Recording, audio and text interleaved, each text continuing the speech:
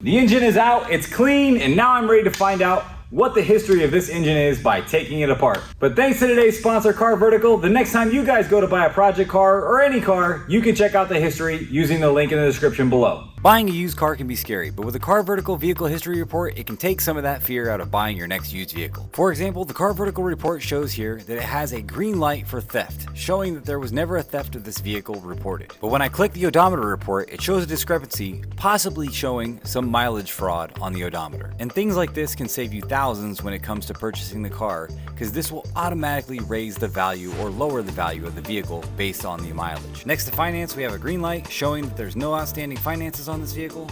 And if I go over to the damage report, I see a yellow light indicating there has been a previous accident on this vehicle.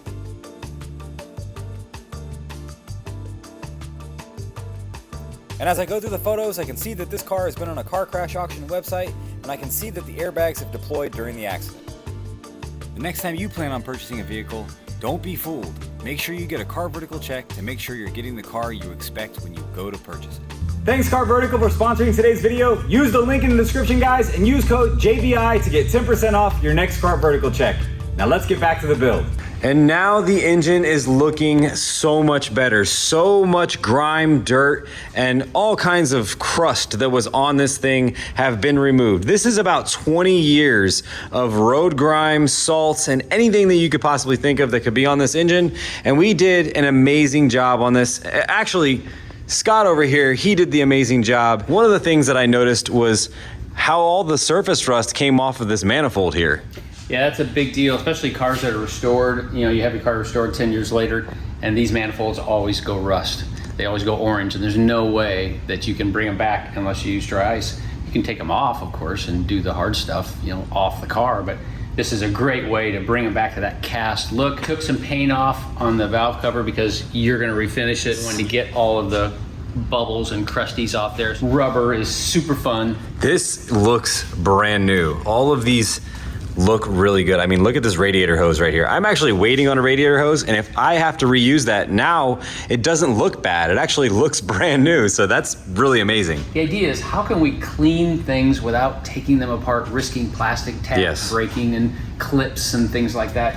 So it visually gives you what you want.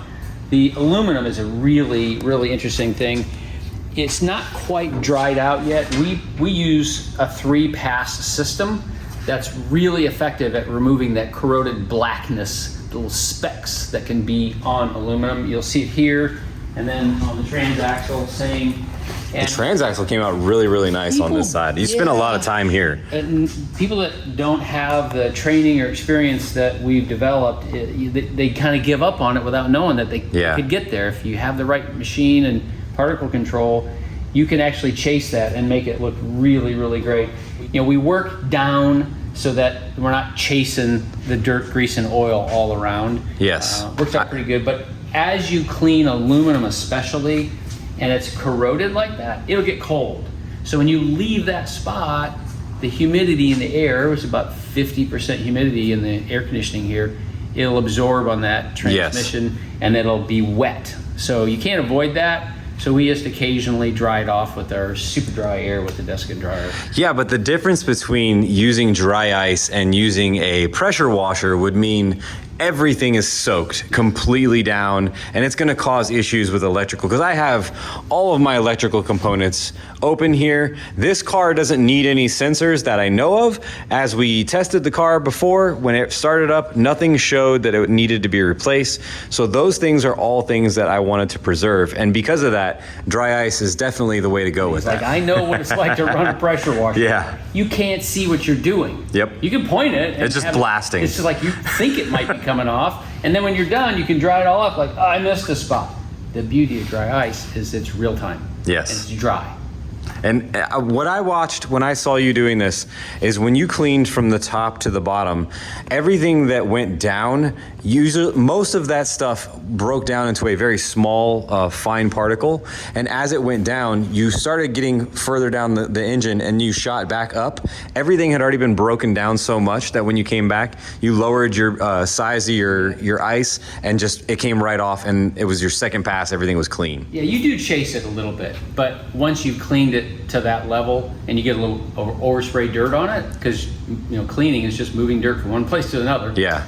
It does come off pretty quickly. So one of the things that I wanted to talk about this time was when we finished last time, Scott here, he pointed out the fact that we needed a quarter panel. So in your opinion, Scott, what does this engine look like? What do you think I'm going to deal with? Well, I mean, the issue is going to be when you start taking it apart, you're going to pull a part off like, oh, geez, it doesn't look so good on this side. So then you're going to start thinking, dang, if I had a DRYCE machine here, I could just touch this up. Exactly. What you're going to see is you're going to want more of what you see now on the outer edges. Yeah. Just bring it back and we'll finish it off. We'll have plenty of stuff to do. I know this because I have a problem. I buy parts and I put them on the car, and then I buy more parts and put them on the car, and everything has been restored so far up until this point on this car. But as for now, we're gonna get this thing loaded up on the trailer, get it back over to the shop, and we're gonna start tearing this engine down. I'll see you there.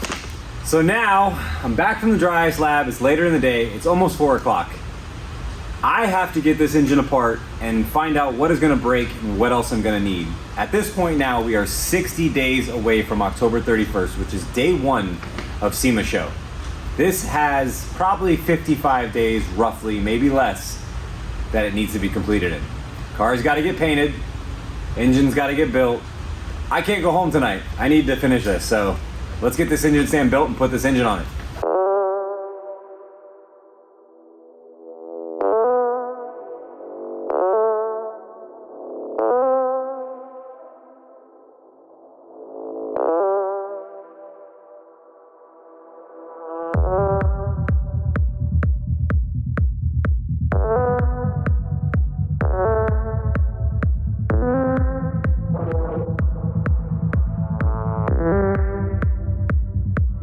First thing I need to do is I need to drain the transfer case and I need to drain the transmission fluid.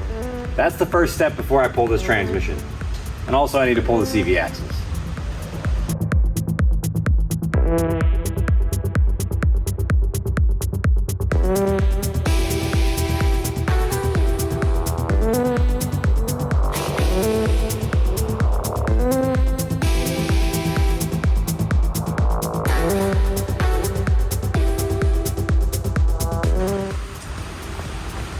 Okay, so I've never done a four-wheel drive car transmission removal, but I have done trucks. And I do know that this shaft right here has to come out before I can remove the transfer case and the transmission. So now what I've done is I found a bolt that threads into this, I believe it's called the intermediate shaft. And I'm gonna put my slide hammer on it, give it a pull, and hopefully it comes out. Hopefully I'm going the right direction with this. I didn't look it up yet. I should YouTube this.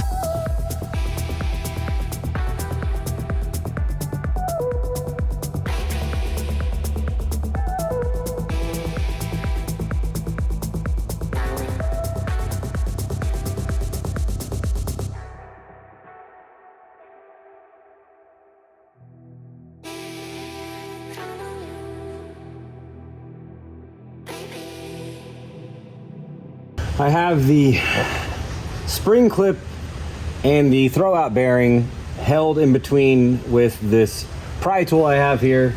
What I'm going to do is I'm going to put pressure on that, and I'm going to push the fork, which should give me enough leverage to twist this and release the throwout bearing, in theory.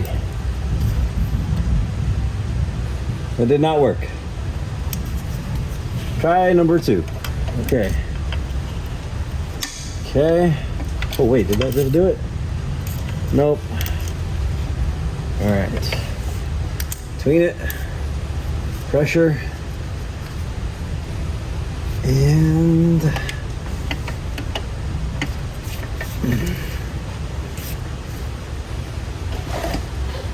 oh, it's stiff as shit.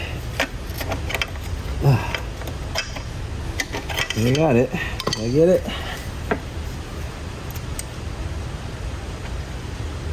Nope.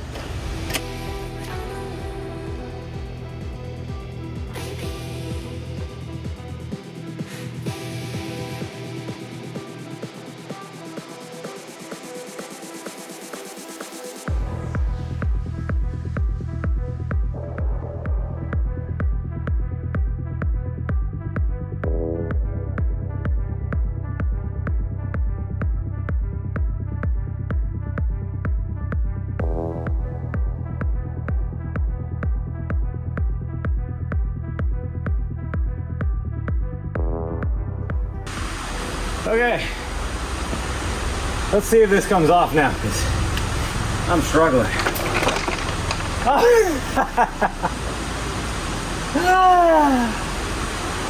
That was easy. That clutch looks good. It's like a brand new clutch almost, man. And if you remember, in the first episode, I absolutely said, this thing has a grabby clutch. Look what it has. That's a twin disc.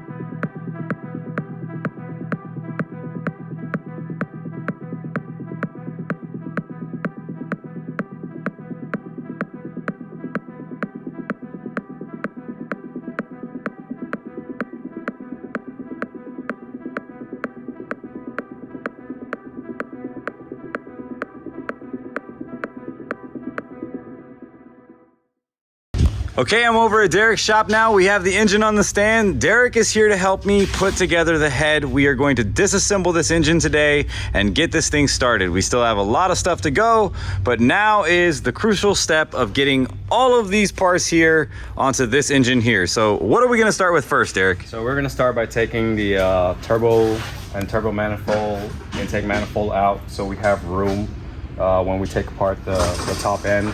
We're gonna take apart the timing cover, get all the timing timing belt and everything exposed, so we could take the timing belt off.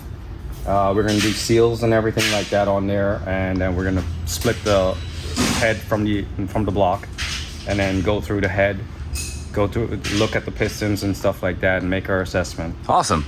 We're gonna try to do the head today in one shot. That'd be great, because there's still so much work to go, and I have what, like 40 days, maybe less. We can do it. Yeah. Yeah, the bags are still there. I am extremely tired still, and I'm gonna put this on time lapse. We're gonna get this stuff apart. Then I'm gonna get back together with you guys when we go to take the head apart and talk about what we're gonna do to the head to make this thing run in top performance, put it back to its peak performance where it was when it was first made, and probably beyond that. So let's get started. There's a lot to do. And yes, there's like 35 days left.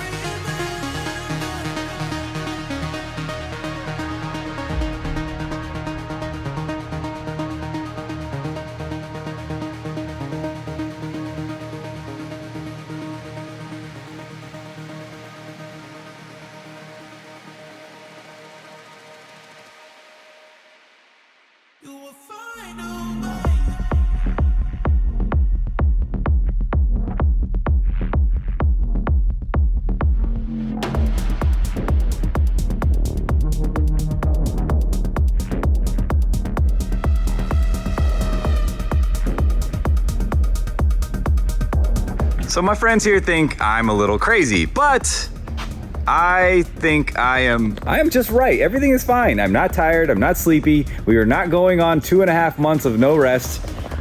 What do you guys think about my cam choice, though?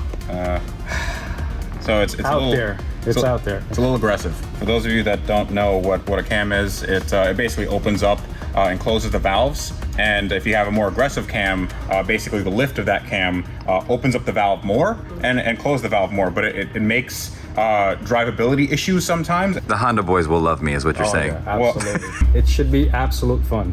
Yeah. To watch you drive this thing. It's gonna be fun for us. Yeah. Because you're gonna be like, why is my car going? Stalling out. I didn't choose the hot boy lifestyle. The hot boy lifestyle chose me. You chose a cam that's more suited for like a 600 or 700 horsepower car versus a 450 horsepower car. We're not gonna make 600 or 700? Okay. All right.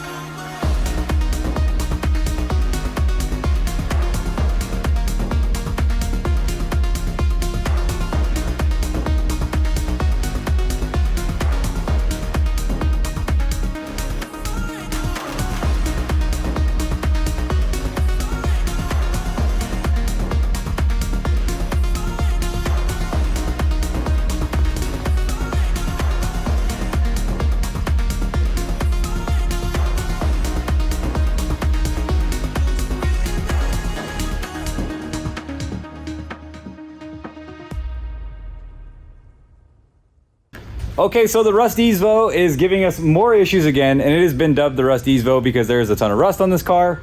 But now we are looking at the engine, and what have you discovered, Freddie? What have you discovered, Derek? What's going on here? This thing is totally blown. I can't believe that you would buy this car for any amount of money. Yeah. I mean, I feel offended that you would ask me to work on this. No, actually, it's pretty good. This coming from the man who bought two. Listen, man, don't say these things.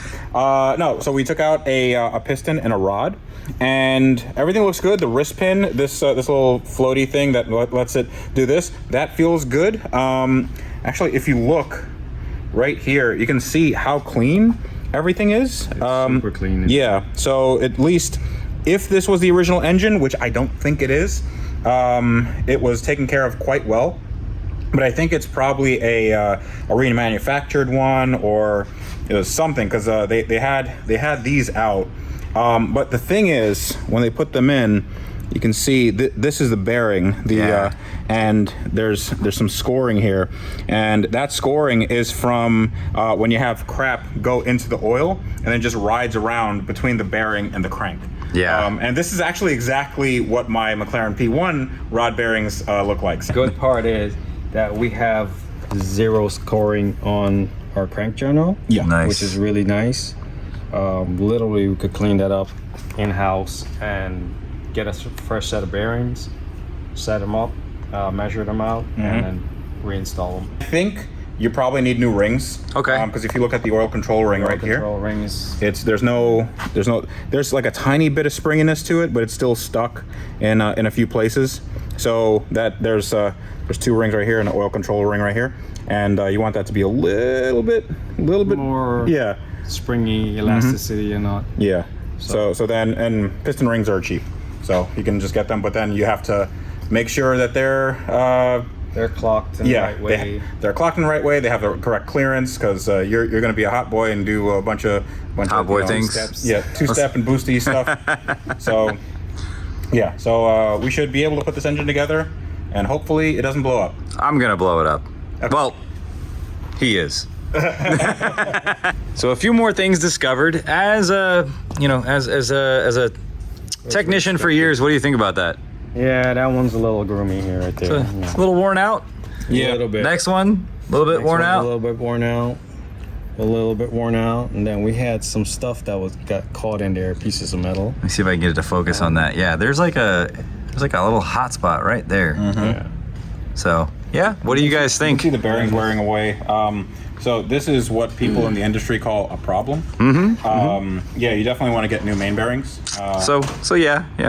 And while you're at it, you can get new main studs. Did you know a new engine for Mitsubishi is only $5,300? I told you this months ago, and you were Yeah. like, "I don't need one. I don't And need one. Hey, so we got Getting close to it. we got Yeah. a month to SEMA, and guess who needs a new engine? Oh my gosh. Oh my God, we're back again. All right, so we are racing cylinders to see which one leaks down first, because I think that are we on all cylinders leaking right now? Yes. No, we're not. These two are all, good. but- Okay, so It's between these two, and I think he's gonna win. okay, so there's significant leakage in the cylinders from the exhaust ports, from the exhaust valves. Actually, I'm lying, because there is now leakage here from the intake.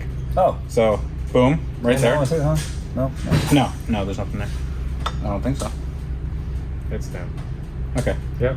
Number 1, number 4. Number 1 and number 4. So we're definitely gonna have to lap all these valves and clean them up, and then You could buy a new engine. and then you can buy a new engine. Yeah. Because we're gonna find out that one of the valves is bent or something. Yeah. Valve seats torn up. Turns out when you buy an old Evo, it's almost like they rag on these cars, and they don't They don't get beat on. They're not as bad as Subaru owners. Yeah, well, I mean, This would be like the 5th engine by now. yeah, exactly. So no, we're good. We're good there. What are we doing, Freddie? So in there is the engine block, and look, it's about time. It's Ding. ready. Ready. Yeah. Woo! So you just put that in water and it becomes actual size. Yeah. Look at that. Yeah. It's like that rehydrator from Back to the Future. Yeah. She's finished. Yeah. So it looks all right. Looks not too bad. We started the day with a fully running and driving engine. When you say running and driving, how good are we talking about here? I mean, quality wise. It ran and drove. That's what that means, right? Yeah. Okay. By those bearings, it wasn't going to run for very long. No. So after discovering that, we have completely stripped down the block and everything else to go with the car. So So now you want to paint the block hot pink, right? Yes, hot pink. Okay, Stradman spec. that's right. Full Stradman spec. Listen, I don't have a Bugatti, so he could talk crap to me, and That's fine. it would make me feel What bad. color is your Bugatti? It's not colored. It's exactly. Okay, so it's late in the evening, everybody's gone home, but now what I have to do is make this block look pretty again. I have already wire wheeled this, I've blown it down, I've wiped it off. Now I'm gonna tape up all the surfaces I don't wanna paint, take off the things that I don't wanna paint, like there's a dust shield on the back side that I haven't taken off yet, but that's the last part that's literally on the engine. Everything is in buckets and boxes and bolt bins. So now, yeah, so I got a lot of work to do still, putting this back together, but let's at least make this thing look nice.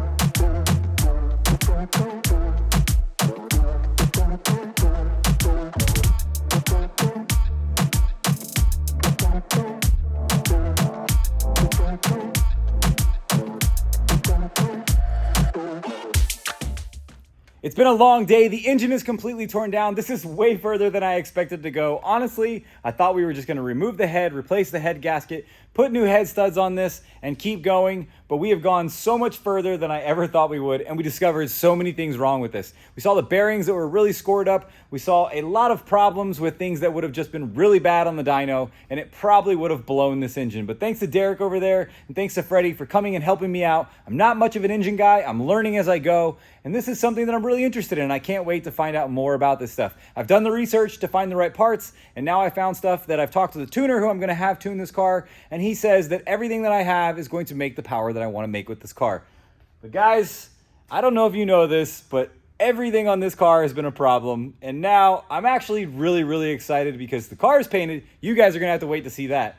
But take a look at this engine now. I've already untaped it. I've taped off the top, taped off the bottom here, and we have painted this guy black. I put down primer on this, and I did the exact same thing here on the other side.